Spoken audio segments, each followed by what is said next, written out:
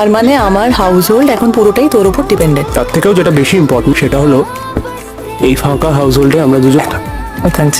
তুমি জানো আমার নিজের ফ্যামিলি বলতে প্রায় কেউ নেই, আত্মীয় স্বজন বন্ধু বান্ধবও তেমন কেউ নেই। একা একা থাকাটাই অভ্যেস হয়ে গেছিল আমার। তারপর তোমার সঙ্গে এরকম অদ্ভুতভাবে দেখা হলো যে আমি বুঝলাম আমি তোমাকে ছাড়া থাকতে পারবো না। তুমিও আমার সঙ্গে নতুন করে জীবন কাটাতে চাইলে। আমি চলে গেলাম, জানি না কেন, এটাও জানি না কোথায়, কিন্তু এটুকু জানি যে আমি তোমাকে আটকে দিতে চাই না। তুমি তোমার মতো করে জীবন কাটিয়েছো, সেটা খুব ডিফারেন্ট হতে পারে, কিন্তু সেটা তো একান্তই তোমার জীবন, নিজের মতো একটা জীবন। কিন্তু আমার সঙ্গে থাকার জন্য তুমি নিজেকে পুরোটা পাল্টে নিতে চাইছিলে। আমি সেটা একদমই চাইনি। কেন বলো তো আমার জন্য তুমি নিজেকে পাল্টাবে?